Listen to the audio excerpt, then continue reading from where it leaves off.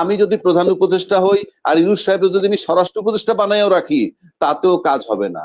Because আপনার ইউনূসের রিমুভালটা দরকার।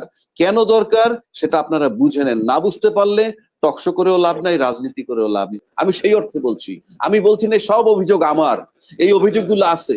এই অভিযোগগুলো থাকলে রাজনীতিবিদরা আমাদেরকে উদ্ধার করেন, এটা আমার বক্তব্য। তাকে তাড়াই দিয়ে আপনারা আমাদেরকে রক্ষা করেন।